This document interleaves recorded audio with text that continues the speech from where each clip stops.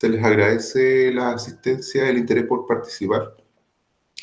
Vamos a tratar de desarrollar varios temas y el número de horas que tenemos para desarrollarlos no es tan extenso. Generalmente cuando hago estos cursos yo solicito una presentación de las personas y me interesa conocerlos y ver algo de las actividades que están desarrollando. En este caso vamos a omitir ese paso y nos vamos a concentrar netamente en lo que es lo que nos convoca, que es el desarrollar este curso de la teoría de la cromatografía de líquidos HPLC. Solamente contarles que este curso es tercera vez que lo imparto en la Universidad de Recoleta. El primer año fue el 2019. Lo hicimos en 2 sesiones, lo hicimos teórico-práctico en dependencias de la universidad. Ahora por pandemia cambiamos la modalidad solamente a teoría. Y espero que les guste el curso y que le saquen el máximo provecho. También vamos a cambiar un poco el sistema de pregunta y respuesta. En general a mí me gusta que me interrumpan y que me pregunten en el momento que estoy desarrollando la idea para poder dejarla más clara si es que queda alguna duda. Y en este caso vamos a hacerlo distinto. Les voy a pedir por favor que tomen apuntes, que anoten las consultas y al término de la clase vamos a dejar un pequeño espacio para poder resolverla. O en su defecto vamos a terminar la clase de los 60 minutos que están estipulados y podemos quedarnos conversando referente a las dudas y aclarando las dudas posteriores a eso para que quede formalmente la grabación de 1 hora. Así que eso, son 29 personas las que han entrado a la sala, 30, espero que siga subiendo el número. Por experiencia, en los cursos anteriores tenemos un porcentaje de desistimiento de asistencia a la primera clase, espero que no sea este el caso. Bueno, vamos a partir entonces con el curso, vamos a apagar esta cosa. Por un tema de conectividad y memorias, y vamos a iniciar la presentación. Me gustaría por lo menos que enciendan sus micrófonos y que me digan hola. Hola. Para saber que están aquí del otro lado. Hola, buenos días, profe. Hola. Hola, buenos días. Buen día, profe. Hola. Bienvenido. Hola a Bienvenido. todos. Buen día. Hola, hola. Bueno, si hay problema con la presentación, si se queda trabada alguna diapositiva, por favor ahí enciende su micrófono y me hace la observación porque yo estoy concentrado en lo que estoy viendo en mi pantalla y no estoy atento al chat ni ninguna de esas cosas, así que por favor ahí sí me pueden hablar e interrumpir. Y bienvenidos. Bueno, vamos a partir entonces este curso hablando de la cromatografía de líquidos HPLC. Y vamos a partir de lo básico y fundamental que es el origen etimológico de la palabra cromatografía. La palabra cromatografía proviene del griego cromatos, que significa color, y graphein, que significa escribir. Por lo tanto, etimológicamente, cuando decimos cromatografía, estamos hablando de escribir con color. Ahora, ¿por qué esto de escribir con color? Simple y sencillamente porque es una técnica de separación y purificación que fue descubierta hace más de 210 años y publicada por un botánico ruso que aparece en todos los libros y textos de cromatografía y de historia, de nombre Mikhail Semenovich Tusset, quien es sindicado como el inventor de la cromatografía y quien publicó en su época, en 1906, en un journal de botánica de la fecha, su primer experimento de separación de pigmentos vegetales coloreados por la técnica que él denominó cromatografía. Entonces, el experimento de Tusset consistía en una columna de vidrio, como la que ustedes están viendo acá, vertical, con un relleno que se denomina fase estacionaria. En la parte superior de la columna o la cabeza él puso un extracto de estos pigmentos vegetales y agregó un líquido, un solvente orgánico, que empezó a pasar a través de esta columna, y al momento de que iba pasando, él observó el fenómeno que vemos acá en esta animación, de que dentro de esa columna de vidrio se iban separando grupos o compuestos puros que tenían características, afortunadamente, de presentar bandas coloreadas. Entonces él ahí se dio cuenta de que con esta simple técnica él podía lograr una purificación de su extracto, que era lo que estaba persiguiendo en ese momento. El experimento de TUSET hasta la fecha, vamos a definir cromatografía como un conjunto de métodos de análisis químico instrumental que va a permitir separar selectivamente los componentes de una mezcla. Y estos componentes se van a distribuir entre una fase estacionaria, que es la columna que usó TUSET, y una fase móvil que va a pasar a través de o en torno a esta fase estacionaria, que en este caso es el solvente orgánico que él utilizó para poder eludir este extracto de pigmentos vegetales en el interior de esa columna. Bueno, hasta ahí todo es literatura y todo aparece en los libros o en internet, en Wikipedia, en cualquier parte. Lo importante es que para poder sacarle máximo provecho a este curso, ustedes tienen que llevarse algunos conceptos que no van a ser demasiado, en realidad son bastante pocos, pero necesito que los tengan súper claros. Porque de la claridad que tengan en estos conceptos va a depender el éxito que ustedes tengan cuando tengan que aplicar o ya estén aplicando esta técnica de análisis químico instrumental. Y nos detenemos en la definición de cromatografía, que es una definición muy simple. Si quieren una definición actualizada in extenso, pueden remitirse a cualquier farmacopea americana, europea. Van a ver que la definición de cromatografía ya abarca alrededor de una página completa de definición, intentando incorporar nuevas metodologías, nuevas técnicas de cromatografía y sin dejar cabos sueltos, digamos. Nosotros nos concentramos con esta, que es muy simple, nuestra técnica de análisis instrumental, que va a permitir separar los componentes de la mezcla, pero nos vamos a detener a la palabra selectivamente.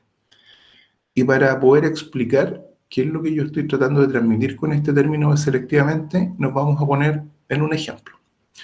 En esa columna de la animación que les mostré, tenemos dos posibilidades con los pigmentos vegetales.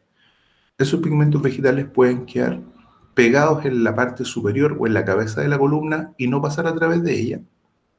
Y en ese caso vamos a decir que esos pigmentos o esas moléculas que yo voy a cromatografiar van a estar siendo distribuidas 100% selectivamente en fase estacionaria, o sea, van a quedar pegadas. La otra posibilidad es que esos extractos vegetales sean arrastrados por la fase móvil y no tengan ninguna interacción con lo que está dentro de la columna, con la fase estacionaria. Y en ese caso, ellos se van a distribuir 100% en fase móvil. Entonces, las moléculas que yo voy a cromatografiar, si se distribuyen 100% en fase estacionaria o 100% en fase móvil, no me sirven. Por lo tanto, para poder indicar qué es lo que yo necesito para poder cromatografiar esa molécula, yo uso el término de distribución selectiva. Y eso significa que van a tener que, en la medida que transcurre el tiempo del análisis, estas moléculas distribuirse un tiempo en fase estacionaria siendo retenidas y un tiempo siendo arrastradas por la fase móvil. Y eso se va a repetir n veces en el transcurso del tiempo que estas moléculas atraviesen la columna que yo definí para hacer la cromatografía. Entonces es súper importante esta distribución selectiva, o si no, yo no puedo cromatografiar mis moléculas, no puedo utilizar mi técnica de cromatografía para hacerlo. Vamos a hacer una breve clasificación de los métodos cromatográficos y la primera clasificación que vamos a tener en cuenta es según el estado físico de las fases. Esto también es súper simple, también está en internet, en cualquier texto de cromatografía, Wikipedia, etc. Y nos vamos a concentrar en lo clásico de la cromatografía. Hay un par más de tipos, pero esto es lo que más se utiliza. La fase móvil en cromatografía puede ser líquida o puede ser un gas. Y la fase estacionaria en cromatografía puede ser un líquido o puede ser un sólido. La combinación de esta fase móvil con esta fase estacionaria determina 4 tipos principales de cromatografía. La cromatografía líquido-líquido, la cromatografía líquido-sólido, la cromatografía gas-líquido y la cromatografía gas-sólido. En este curso nos vamos a preocupar de tener una fase móvil que va a ser un líquido y nuestra fase estacionaria va a ser un líquido o un sólido. Por lo tanto, clasificamos nuestro método en líquido-líquido, líquido-sólido, y para desarrollar este tipo de cromatografía vamos a necesitar un instrumento, porque estamos hablando de cromatografía líquida de alta eficiencia o HPLC. Y este instrumento tiene un nombre, y es un cromatógrafo de líquido de alta presión. Sigla conocida comúnmente un HPLC. Bueno, referente a esto tenemos que decir también unas pocas cosas. La división de la cromatografía líquida en estos dos tipos de fase estacionaria, líquido-líquido, líquido-sólido, determina dos tipos de cromatografía en los cuales uno de ellos es predominante. La mayoría de las técnicas de análisis químico instrumental que utilizan HPLC utilizan la combinación de fase móvil con fase estacionaria, líquido-líquido.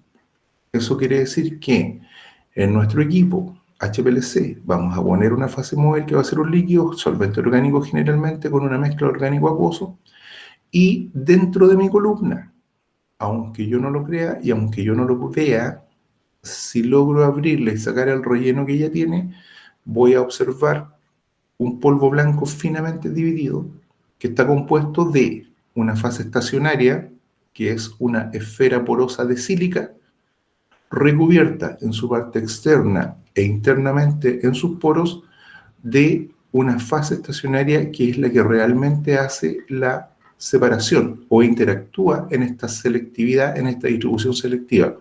Y esa fase estacionaria generalmente son cadenas hidrocarbonadas de 8 o 18 átomos de carbono, y son las fases típicas que conocemos para HPLC, que llamamos fase reversa. Son columnas C8, C18, RP8 o RP18 o DS. Tienen distintos nombres para referirse al mismo producto. Entonces, todo lo que es cromatografía líquida fase reversa, columnas C8, C18, se clasifican en esta combinación de fase móvil líquido, fase estacionaria líquido. Ahora, como yo tengo un líquido dentro de una columna y ese líquido no es empujado o eliminado de la columna por el otro líquido que está en constante movimiento, simple y sencillamente porque estas cadenas hidrocarbonadas C8 o C18 están unidas químicamente al soporte, a esta partícula de sílica sólida que lo contiene dentro de este tubo que es la columna. ¿Ok? Ahora, si pensamos que vamos a tener la partícula de sílica pura y no la vamos a tener recubierta por estas cadenas hidrocarbonadas, entonces vamos a tener la cromatografía líquido-sólido. Y esa cromatografía líquido-sólido también se utiliza bastante en sistemas de análisis químico cromatográfico, pero en menor grado. Diríamos que la proporción es alrededor de un 80% o más, un 90% en fase reversa, C8, C18, y un 5% fase normal. El otro 5% está cubierto por otro tipo de cromatografías que a veces se utilizan en los procesos de cuantificación y de purificación. Entonces tenemos fase reversa líquido-líquido, fase normal se denomina la cromatografía líquido-sólido, o algunas personas también la llaman fase directa. Esa es nuestra primera gran clasificación. La segunda clasificación de los métodos cromatográficos es según el objetivo que nosotros estamos persiguiendo. Según el objetivo es bastante simple. Lo que nos importa hoy en día en nuestro laboratorio de cromatografía es la aplicación analítica. Y en la aplicación analítica nosotros nos vamos a concentrar en identificar y cuantificar los componentes de una mezcla. En esta copita de vino tenemos 4 componentes ABCD y cada uno de los componentes está cuantificado en la forma más simple y básica que utiliza la cromatografía, porcentualmente. ¿Cuánto de cada uno de estos componentes en porcentaje componen esta mezcla o están presentes en esta mezcla que sería el vino? Y también no hay que olvidar, porque una de las herramientas más importantes a nivel mundial de purificación de moléculas es la cromatografía preparativa. Y en este caso, en cromatografía preparativa, no necesitamos saber cuánto tenemos. Lo que necesitamos saber o lo que necesitamos hacer es aislar los componentes de una mezcla. Y para eso utilizamos grandes columnas de cromatografía de alta presión y con eso logramos obtener compuestos de una altísima pureza, sobre el 99%, que están destinados principalmente a la elaboración de moléculas biológicas de alta actividad, hablemos de fármacos principalmente. Por lo tanto, la cromatografía preparativa es una de las herramientas de purificación más importantes que utiliza el productor del principio activo del medicamento que nosotros consumimos. Importante, nosotros acá lo que hacemos es importar estos principios activos, combinarlos, formularlos, distribuirlos, venderlos. Esta cromatografía preparativa industrial la utilizan las empresas generalmente de los países que están en la química de la síntesis o de la obtención de estas moléculas a través de los extractos naturales, biotecnología, etc. Es algo que nosotros no hemos desarrollado acá todavía a nivel industrial. Hay algunos ensayos a nivel de investigación y algunos pilotos. Por lo tanto, todo lo que es preparativo en Chile está todavía en pañales. Bueno, según la forma de hacer la cromatografía, nosotros podemos dividirla en dos grandes grupos. El primer grupo es cromatografía en columna, y cuando hablamos de cromatografía en columna, hablamos de columnas de HPLC, como ustedes ven acá a la izquierda, y columnas de cromatografía de gases también, que es la que tenemos acá a la derecha. Ambas son cromatografía en columna, y aquí en la foto que tenemos de las columnas, ustedes ven aquí abajo, estas columnas delgadas y largas son las columnas analíticas que normalmente usamos en los HPLC que ustedes van a ver en los laboratorios.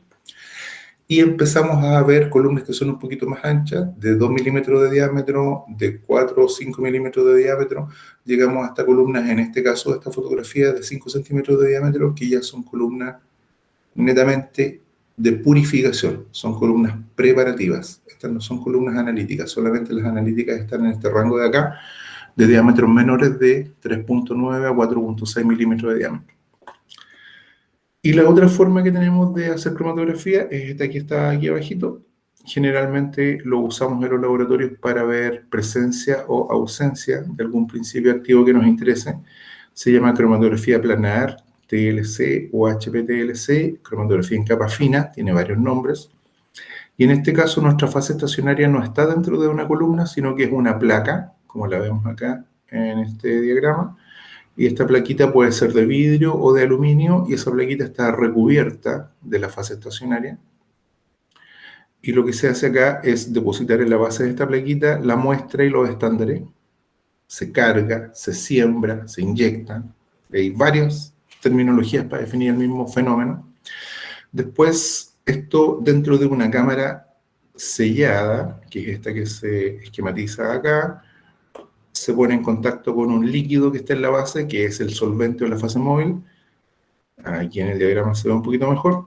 Y por capilaridad este líquido empieza a ascender por la placa y empieza a arrastrar las moléculas de los estándares y de la muestra problema que estoy analizando.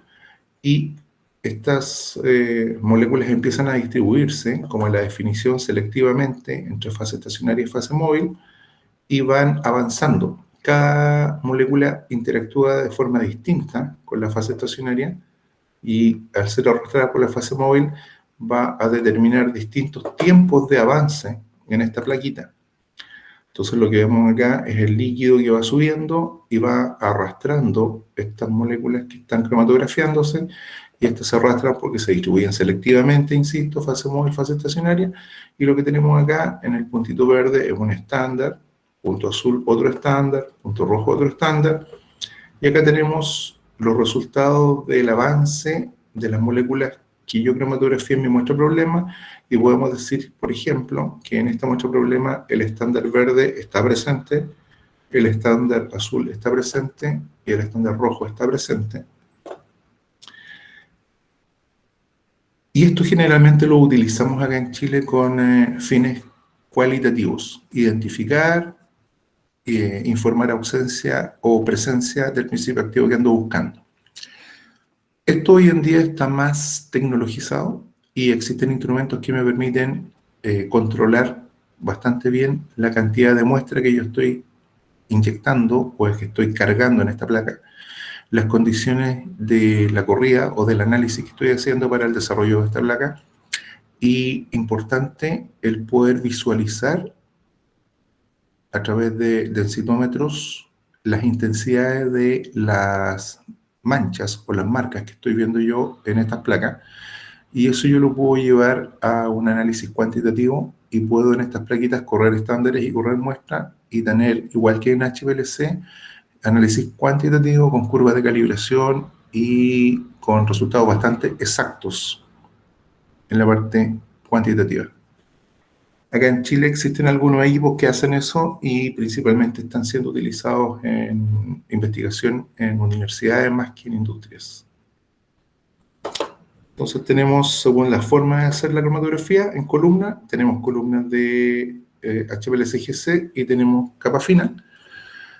Y esto es súper relevante, necesito que lo tengan claro, que lo anoten por ahí y que nunca más se les olvide. Quizá la clasificación más importante de los métodos cromatográficos es según el principio que va a regir la separación. Y según el principio que rige la separación, nosotros podemos tener 4 principios que son los fundamentales. Primero, tenemos el principio de partición o reparto. Eso se define como que hay una solubilidad selectiva entre 2 fases y se habla de que lo similar es soluble en lo similar. En este caso tenemos una fase estacionaria que es un líquido. Entonces, conforme a lo que hemos visto, si estamos utilizando una fase móvil que es un líquido, y en este caso, para este principio de partición o reparto, nuestra fase estacionaria es un líquido, en este caso, lo que tenemos acá es la explicación del fundamento o la clasificación del primer método de separación que teníamos, cromatografía líquido-líquido. Y para poder explicar lo que sucede con la cromatografía líquido-líquido, generalmente se utiliza un embudo de separación. En este embudo de separación tenemos 2 fases móviles que son inmiscibles para este ejemplo. Tenemos una mezcla, o sea, tenemos una porción acuosa y una porción orgánica, y esas 2 fases no se van a mezclar dependiendo del tipo de molécula que yo quiera separar por esta extracción líquido-líquido y la polaridad que ella tenga. Esta molécula se va a distribuir principalmente en una fase u otra. ¿Qué estoy diciendo? Si agrego en esta interfase solvente orgánico acuoso una molécula que tenga características de alta polaridad, yo este embudo lo agito, se forman mis emulsiones, dejo que se separen las fases, voy a ver que la molécula que yo estoy cromatografiando, si es polar, se va a distribuir principalmente en la fase acuosa de esta mezcla. Entonces se va a ver más concentrado el color, si es que fuera coloreado, en la parte donde está el agua. Si esta molécula que yo estoy cromatografiando es apolar, entonces yo voy a hacer el mismo proceso, pero la concentración máxima de la molécula se va a desplazar hacia la fase orgánica. Entonces ese sería el principio de reparto o partición. Y para que se acuerden de este principio de reparto o partición, tenemos a el amigo que se come este pastel y ese pastel se va a repartir o distribuir por todo su cuerpo. Entonces, ¿por qué es importante esto? Porque este principio de reparto o partición es la mayor cantidad de metodologías de cromatografía líquida que se utilizan en el mundo. Aquí están las fases C8, C18, donde tenemos fase móvil líquido, fase estacionaria líquido, y nuestras moléculas, dependiendo de las características de polaridad, van a ser más o menos retenidas por esta fase estacionaria que va a ser esta cadena hidrocarbonada, C8, C18. El segundo principio que rige la separación es el principio de adsorción. En este caso, es un fenómeno de superficie y los solutos o analitos se van a concentrar sobre la superficie de un sólido. ¿Qué estamos hablando acá? La misma partícula de sílica que tiene unida la cadena hidrocarbonada, ahora va a estar sola, sin esta unión a la cadena hidrocarbonada. Y esa partícula de sílica porosa, en su superficie, va a provocar este fenómeno de adsorción o de retención de moléculas, donde se va a producir esta distribución selectiva de mi molécula en la fase estacionaria, que va a ser este sólido, y mi fase móvil, que va a ser el líquido, que la va a estar arrastrando. Entonces, tenemos acá nuestra partícula de sílica, en su exterior va a capturar moléculas y en su interior a los poros también. Y lo que tenemos ahí son las moléculas que van a estar absorbidas en este fenómeno de superficie por un tiempo y van a seguir siendo cromatografiadas. Entonces ahora el amigo no se come la empanadita, el pastel, sino que le va a caer en su cuerpo y va a escurrir a través de él.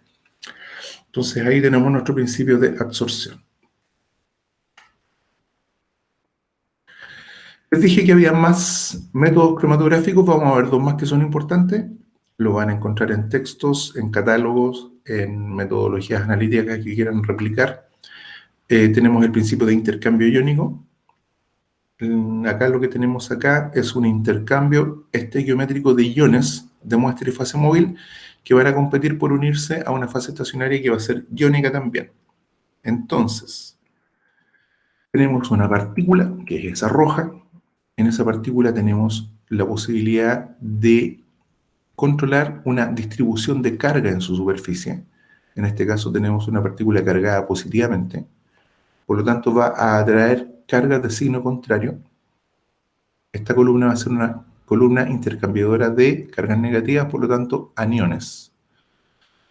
Estos aniones, cargas negativas, se van a unir a estos iones carga positiva que van a estar en la superficie de la partícula y van a quedar ahí retenidos. Pero como esta distribución tiene que ser selectiva y estos aniones tienen que seguir su proceso cromatográfico, lo que necesitamos en este caso, para que se provoque este fenómeno de intercambio, es que nuestra fase móvil tenga presencia de iones negativos también que puedan competir con estos sitios de unión. Entonces va a venir otro ion negativo que se va a unir a la carga positiva y va a desplazar al ion negativo que en este momento está ahí retenido. Esta columna se puede configurar al revés también. Puede tener cargas negativas en su superficie y va a capturar iones positivos. En ese caso vamos a tener una columna intercambiadora de cationes. El principio va a ser exactamente el mismo. Se van a unir estas cargas un tiempo y necesitamos que en la fase móvil la presencia de otra carga que vaya a competir por ese sitio de unión. Entonces lo que tenemos para poder explicar un poquito esto es estos monitos que están en par de intercambio. Tenemos una carga positiva y una carga negativa que están ahí bailando, y para que el varón pueda seguir su camino y sea desplazado, tiene que venir otra carga, supongamos que es positiva, y desplazarlo para poder quedarse bailando con la chica. Y ahí se produce el principio de intercambio iónico. El cuarto principio que rige la separación es el principio de exclusión. Y en el principio de exclusión tenemos una separación en función del tamaño de las moléculas. Los solutos o analitos más pequeños van a penetrar más a una fase estacionaria que va a ser porosa, que va a ser los efectos de separación de lo que llamamos un tamiz molecular. Entonces lo que tenemos ahí es una partícula, y eso que tiene ahí como un embudo es un poro, y ese poro va a permitir que entren moléculas más pequeñas, y si entran esas moléculas más pequeñas van a tardar más tiempo en salir del poro, por lo tanto van a quedar retenidas más tiempo. Las moléculas más grandes van a tener una retención intermedia y las moléculas más grandes van a pasar de largo, haciendo este efecto, como dice ahí, de un tamiz o separador por tamaño. Esto se ve en una animación, más o menos así, y esto es muy didáctico, pongan atención por favor. Tenemos aquí la partícula, que es esta esfera. Tenemos estos gusanitos que están aquí adentro, que son los poros, y las moléculas van a pasar por la parte externa y también van a penetrar a estos poros dependiendo del tamaño que ellas tengan. Entonces, si ustedes ven, las moléculas rojas que entran a los poros tardan más tiempo en salir porque son retenidas. Las moléculas azules, que son más grandes, no pueden entrar a los poros. Por lo tanto, lo que hay ahí es una selección o una separación por tamaño.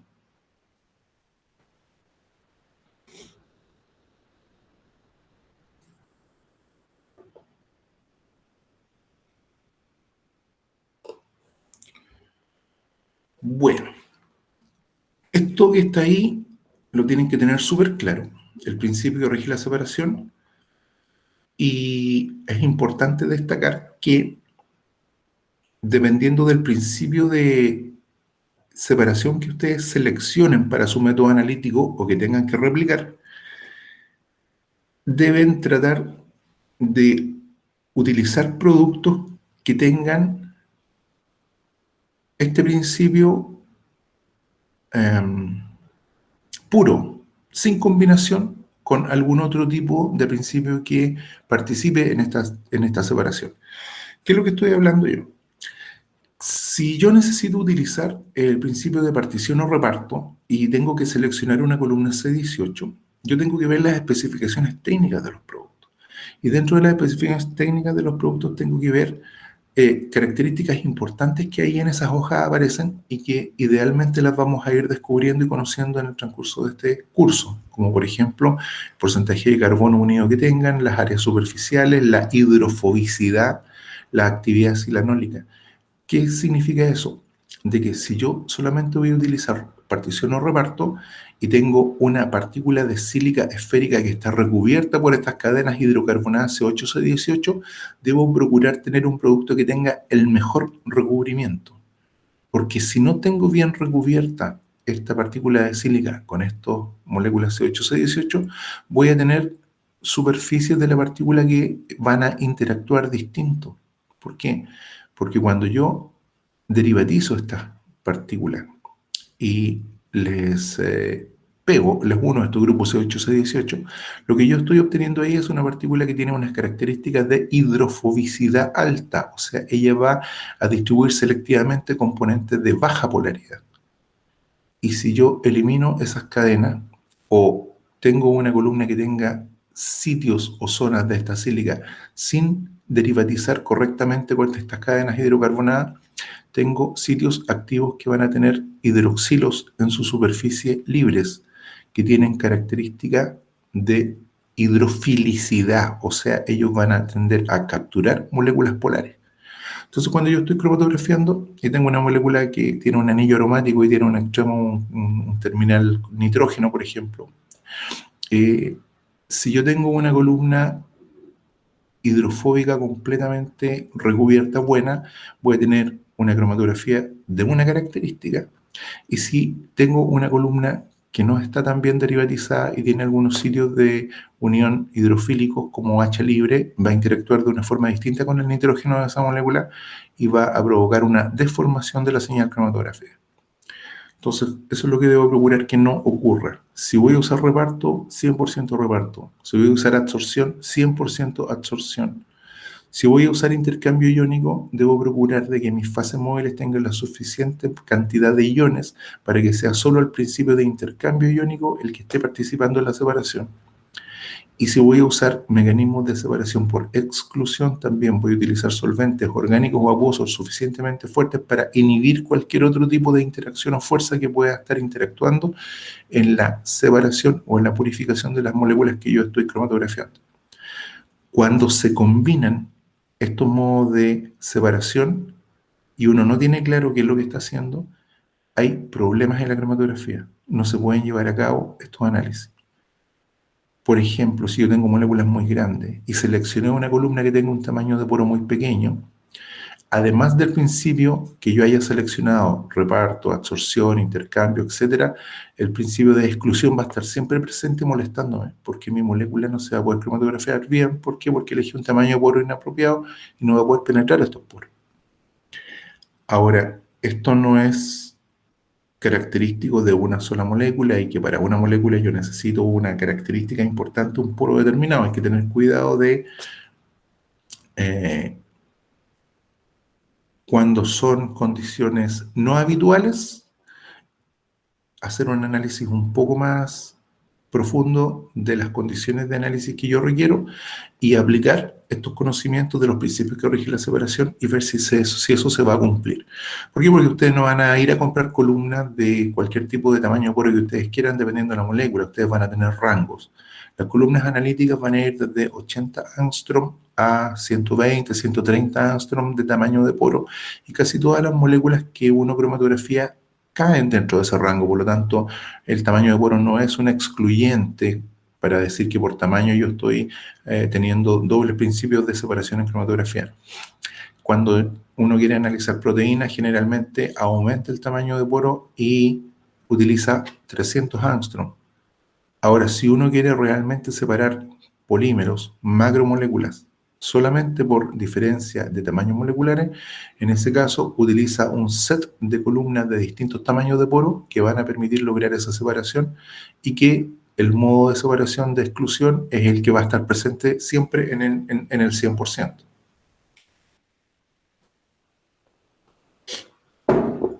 Bueno, esto que está aquí les tiene que quedar clarísimo, el principio que rige la separación. Y ahora vamos a ver el proceso cromatográfico. ¿De qué estamos hablando? ¿Por qué esta cosa de la introducción y la clasificación?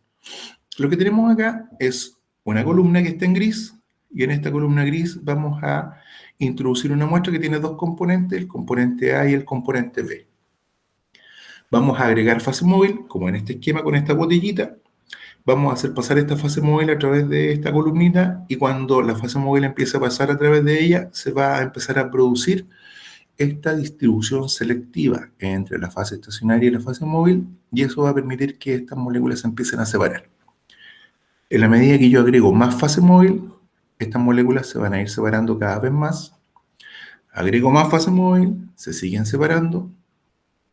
Y si yo pongo a la salida de la columna un sistema de detección, cualquiera que este sea, yo voy a poder ir monitoreando lo que va saliendo de la columna y voy a poder, de alguna forma, ir registrando esto. Y el registro de la intensidad de la señal de lo que huye de la columna versus el tiempo que tardan estas moléculas en pasar a través de esta columna se denomina cromatograma. Y en el cromatograma nosotros podemos distinguir dos partes. La parte cuantitativa, que es la señal del detector.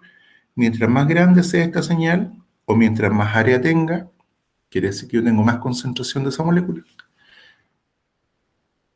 Y, súper importante, cuando esto yo lo automatizo y trabajo con sistemas de alta presión donde yo puedo controlar los parámetros de mi medición, entonces, dependiendo de las condiciones analíticas que yo tenga, el tiempo que va a transcurrir en que una molécula ingresa a mi columna y sale de ella va a ser siempre el mismo bajo las mismas condiciones.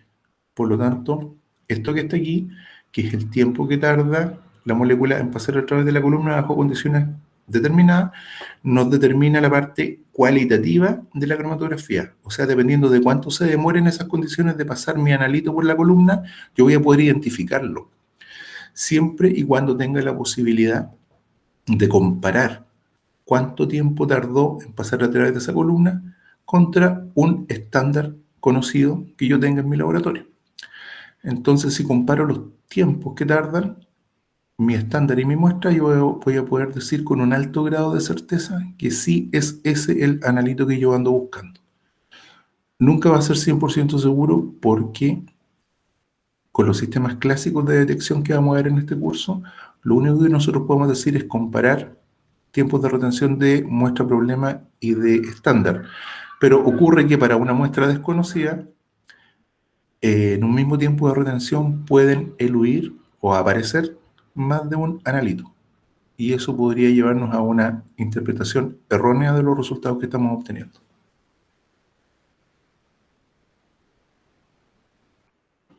Bueno, ahora, ¿por qué estas moléculas que entran juntas a la columna son empujadas, eludidas por esta fase móvil, se distribuyen selectivamente en esta fase estacionaria, haciendo el proceso cromatográfico de distribución selectiva, fase estacionaria, fase móvil, fase estacionaria, fase móvil, porque entran juntas y salen separadas.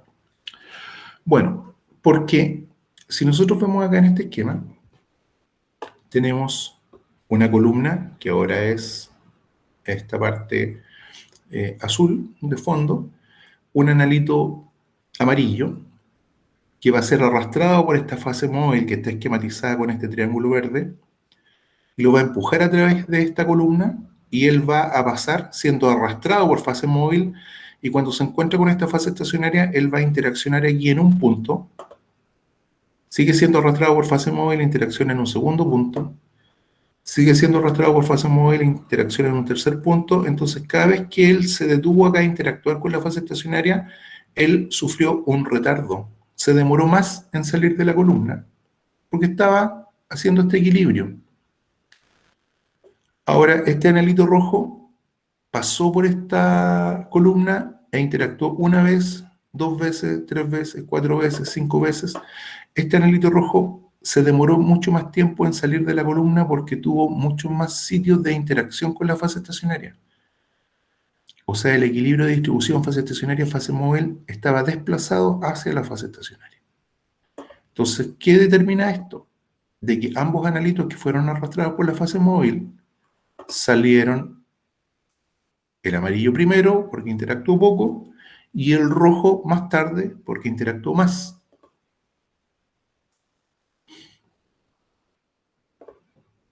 Entonces, si ustedes se fijan en esta animación, que es para cromatografía de gases, pero lo que les estoy comentando es exactamente lo mismo, los analitos azules y amarillos entran a la cabeza de la columna juntos y en la medida que son empujados por la fase móvil e interactúan con lo rojo, que sería la fase estacionaria de esta columna, si ustedes se dan cuenta, las interacciones amarillas son más rápidas, más débiles, por lo tanto se arrastran más rápido.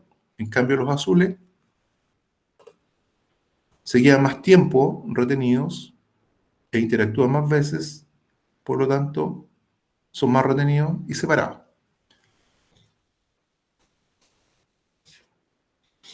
Ya. Importante en esta animación, algo que necesito que vean. Si ustedes se concentran y ven la fase móvil, que son estas esferas celestitas esquematizadas que van pasando al fondo, a modo de fase móvil, que son las que van empujando las moléculas amarillas y azules, cada vez que las moléculas amarillas y azules están siendo empujadas por la fase móvil, si pudiéramos medir la velocidad, irían siempre a la misma velocidad, que es la velocidad de la fase móvil. No pueden ir más rápido ni más lento. Por lo tanto, lo único que está determinando la capacidad de separación de esta columna es cuánto rato ellos interactúan con la fase estacionaria.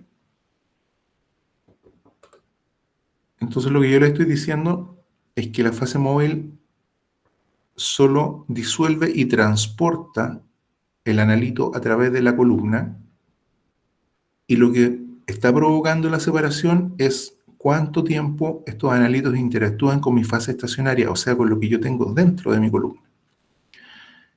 Y mientras mis analitos son empujados por esta fase móvil, van a avanzar siempre a la misma velocidad. Dicho de otra forma, si yo no tuviera esa fase estacionaria roja, donde se pegan mis analitos, ellos entrarían juntos y saldrían juntos. No habría separación. Ya. Esto que está acá es una columna y las columnas son cilíndricas. Y como son tubos cilíndricos, pensemos en una jeringa que nos vamos a poner una inyección y esa jeringa es un cilindro también y esas jeringas pueden ser de 1 cc, 3 cc, 5 cc, vamos a hablar de ml. Cada una de esas jeringas de inyección contienen un volumen dentro que está graduado porque son un cilindro. Estas columnas de HPLC también son un cilindro. por lo tanto también contienen un volumen. Ahora, ese volumen no está vacío como en el caso de la jeringa. En el volumen de la columna tenemos las partículas, que sabemos que son partículas porosas. Pero si es un cilindro, tiene un volumen, es menos porque tiene las partículas porosas dentro, pero lo podemos medir. Y si nosotros aplicamos una ecuación de medición de volumen de un cilindro, es pi por r cuadrado por el largo, nosotros podemos determinar que ese tubo adentro contiene, sí o sí, un volumen de algo. Supongamos que ese tubo internamente tiene un ml de volumen interno o un cc. Va a ser lo más didáctico. Hablemos de ml mejor. Entonces, ¿qué quiere decir eso? Que si ese tubo estuviera vacío, para poder llenarlo yo necesito meter ahí un ml de líquido. Mis equipos de HPLC tienen la posibilidad de programar los flujos de elusión que están dados por las bombas de HPLC, que lo vamos a ver en el curso de instrumentación. Pensemos lo siguiente. Tengo un cilindro y ese cilindro tiene internamente un ml y yo tengo una bomba que va a hacer pasar un líquido a través de ese cilindro. Y yo voy a programar esa bomba a un flujo de un ml por minuto. Enciendo mi bomba, conecto la columna parte entregando un flujo de un ml por minuto. Supongamos que este tubo que en mi columna está vacío y yo lo empiezo a llenar de abajo hacia arriba y empiezo con un cronómetro a tomar el tiempo y empiezan a transcurrir 10 segundos, no veo nada de líquido, 15 segundos, no veo nada de líquido en la parte superior de la columna, hasta llegar a los 50 segundos, 55 segundos, 60 segundos y aparece arriba el líquido que está empujando la bomba. Si la bomba la seteé a 1 ml por minuto, en llenarse ese tubo, me demoré 1 minuto en poder ver que este líquido pasó a través de ese tubo. ¿Por qué es importante eso? Porque si yo inyecto algo que interactúe con esta columna, cualquier cosa que yo inyecte que sea empujado por esta bomba, que tiene la fase móvil a 1 ml por minuto, por ejemplo, no puede tardar más en pasar a través de ese tubo, no puede tardar menos en pasar a través de ese tubo que 1 minuto. Si yo tengo esas condiciones, 1 ml por minuto y mi tubo tiene 1 ml de volumen interno. Entonces, como todo lo que yo inyecte se va a demorar siempre 1 minuto o más en esas condiciones, ese minuto que está ahí es como común para todas las moléculas que yo vaya a cromatografiar. Va a estar siempre presente, no puedo eliminarlo. Pero sí necesito tener en cuenta que existe y que va a afectar tanto a mi estándar como a mis moléculas de mi muestra problema. Y ese ml, bajo las condiciones que yo lo estoy explicando, tiene un nombre especial. Ese ml se llama el tiempo muerto, el tiempo cero, el volumen muerto o el volumen cero. Y es importante conocerlo. ¿Por qué? Porque eso nos va a indicar si realmente el compuesto se retuvo o no se retuvo dentro de la columna, o su tiempo de retención o cuánto se demoró en pasar a través de ella está dado solamente por este tiempo muerto. Entonces, cuando yo tengo un cromatograma, lo que veo es ese gráfico que ustedes ven ahí, donde tenemos BM 0.3 ml, volumen muerto. En este caso, bajo estas condiciones, se utilizó una molécula que pudiera evidenciar o marcar ese volumen muerto, que es el uracilo, y después tenemos la piridina, que aparece ahí en el minuto 0.4, y tenemos el terbutilbenceno, que aparece en el minuto 1.5, y lo que tenemos ahí es la capacidad, observen por favor, de inmediatamente decir que la piridina eluye cerca de mi tiempo muerto, o sea, que fue poco retenida, y que el terbutilbenceno eluye bastante lejos de mi volumen muerto, por lo tanto fue bastante retenido.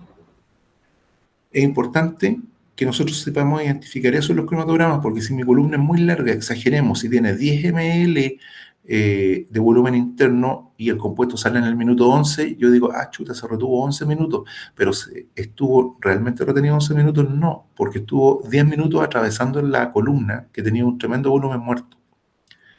Entonces, es importante tener claro el concepto del volumen muerto porque lo vamos a usar para poder discriminar entre buenos cromatogramas y malos cromatogramas. Si ustedes van a internet y ponen void volume, van a obtener esta tablita. Y en esta tablita es un resumen de lo que aparece en internet, donde están los diámetros más comunes de las columnas que uno utiliza, que son 4.6 milímetros y de diámetro interno, y la longitud que va de 10 a 300 milímetros, perdón, de 10 centímetros a 30 centímetros, o de 100 a 300 milímetros, y está tabulado ese volumen muerto, porque se utiliza bastante en cromatografía. Muchas personas no lo usan, pero deberían todos utilizarlo. Entonces, una columna de 10 centímetros por 4.6 milímetros de diámetro interno tiene un volumen muerto tabulado de 1.16 ml. Lo pueden calcular experimentalmente. Algunos software de algunos equipos pide que ustedes ingresen las características del hardware de la columna y automáticamente los calculan. O lo pueden estimar a través de tablas. Lo importante es que siempre se utilice el mismo método para poder medirlo o considerarlo. Entonces, lo que tenemos en el cromatograma, y que les quede súper claro, por favor, tenemos la información cualitativa, el tiempo de retención o cuánto tarda un analito en salir de esta columna, que está denominado por el TR. Tenemos el TR1, y que si ustedes se fijan en este esquema, es desde el 0 o del momento que yo hago la inyección hasta la máxima intensidad de la señal que aparece en mi sistema de detección, mi tiempo de retención. Mi tiempo de retención de mi analito rojo, aquí en rojo, desde el momento que yo hago la inyección, que es el 0, hasta el momento en que aparece la máxima intensidad de la señal en el detector. Y lo que tengo acá son los TR', TR'2, TR'1. Y si ustedes se fijan, el TR'2 y TR'1 es súper simple, el mismo tiempo de retención que tenemos acá, pero le descontamos el tiempo muerto. Y así, este cromatograma nos entrega una información con el tiempo de retención corregido, TR', de realmente cuánto fue la retención real que tuvo mi analito mientras pasó a través de la columna, porque le descuenta el tiempo que sí o sí tenía que demorarse en pasar a través del tubo. Entonces, cuando yo trabajo a 1 ml por minuto, el tiempo de retención y el volumen de retención son exactamente iguales. Si yo quiero calcular mi tiempo de retención a distintos flujos, puedo trabajar con los volúmenes de retención y hacer la corrección. Si yo quiero, en vez de un tiempo de retención corregido, un volumen de retención corregido, tengo que mi tiempo de retención multiplicarlo por el flujo y eso restarle mi tiempo muerto y también multiplicarlo por el flujo. Esa es la información que nos entrega el cromatograma y les voy a contar por qué es tan importante. Bueno, vamos a ver los parámetros cromatográficos, pero nos vamos a detener acá en nuestra primera clase porque nos quedan 5 minutos y ahora les voy a ofrecer la palabra y vamos a poder resolver alguna duda o consulta que ustedes tengan referente a lo que estamos viendo. Así que abro el micrófono y las personas que quieran hacer alguna consulta, por favor, que la hagan.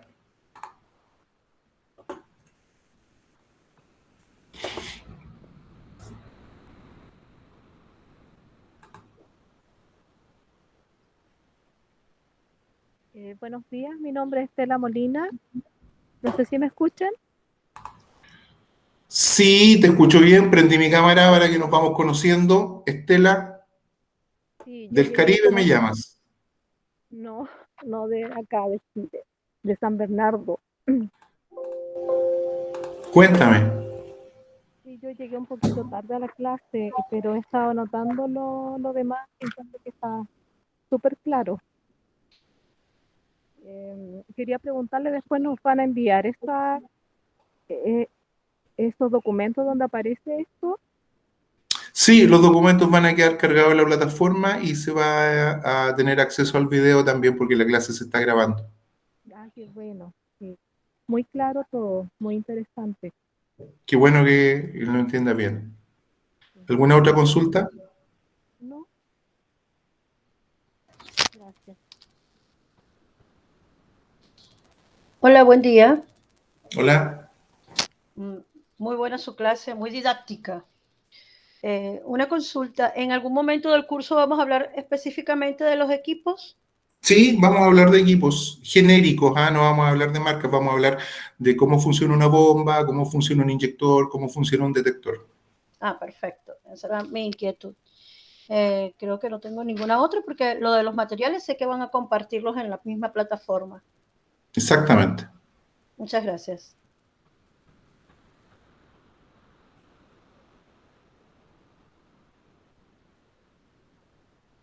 Hola, buenos días. Más fuerte. Ahora sí, buenos días. Ya. Yo tengo una duda. Me perdí un poco en el principio que rige la separación con el de reparto o de repartición. ¿Me lo Ya. puedes explicar de nuevo, por favor? Sí, lo que tenemos ahí es una columna y en esa columna en partición o reparto tiene nuestra fase móvil que va a ser líquida siempre, acetonitrilo, metanol, agua, y dentro de la columna vamos a tener también nuestra fase estacionaria y esa fase estacionaria, aunque no se vea, va a ser un líquido. Y ese líquido va a ser, dependiendo de la columna que tú hayas seleccionado, una columna con cadenas hidrocarbonadas de 8 o 18 átomos de carbono. Entonces, para entender el principio de partición o reparto, lo que hicimos ahí fue mostrar un embudo de separación. ¿Tú has trabajado con embudo de separación? Sí. Ya, entonces en el embudo de separación tú utilizas dos fases, una acuosa y una orgánica, y tú ves que esas fases no se van a mezclar. En algún momento, si tú agitas el embudo, van a haber emulsiones, microgotas, y se van a separar esas dos fases. Entonces, lo que yo dije fue lo siguiente. Si yo pongo una molécula polar, una molécula roja polar, agito el embudo, se separan las fases, ese color rojo polar se va a distribuir principalmente en la fase acuosa, porque lo polar se va a ir a disolver o a distribuir o a particionar en lo polar. Si yo hago el ejemplo al revés y pongo una molécula coloreada roja, pero que sea apolar, agito el embudo, dejo que se separen las fases, esa mayor concentración de mi molécula apolar va a estar en la fase orgánica de este embudo de separación. Entonces, cuando yo estoy cromatografiando en forma continua y estoy empujando una molécula, esta molécula va a estar siendo arrastrada por la fase móvil, como lo vimos en la animación, y va a estar siendo un rato distribuida, en este caso, en la fase estacionaria, de acuerdo a la polaridad que la molécula tenga, y arrastrada por la fase móvil, de acuerdo a la polaridad que la molécula tenga. Ah, ya. Ahora sí, gracias. Sí. Ojalá que te haya quedado más clarito. No, sí, súper. Es que me confundí cuando era si era polar o apolar. Y cómo, a cuál de las dos En, fases era que se en distribuía. el principio de partición o reparto, polar con polar, apolar con apolar. Sí, gracias.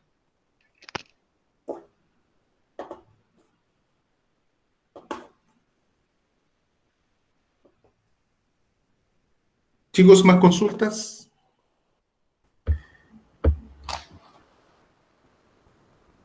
Hola, buenos Víctor. días, profe. Tengo una consulta con respecto al tiempo muerto. Ya. ¿Existe alguna sustancia que se pueda usar como estándar o base para determinar el tiempo muerto en un cromatograma? O sea, que yo pueda correr varias o una muestra y el pic que salga, ya yo determinarlo como que es el tiempo muerto. Lo que aparece en literatura, catálogo y en la información de la presentación, que es como de preferencia, es el uso de uracilo. Uracilo es molécula pequeña, de alta polaridad y que da una buena señal en el sistema de detección UV visible. Por lo tanto, eso sería como una buena recomendación. Ah, ok. Ya. La otra forma también es, como usted lo dijo, que el equipo lo calcula ya automáticamente, ¿no? Sí. Sin tener que utilizar ningún estándar o otra sustancia. ¿Forma teórica o forma experimental? Lo importante es que siempre sea la misma. Ya. Era eso. Muy didáctica su clase. Gracias.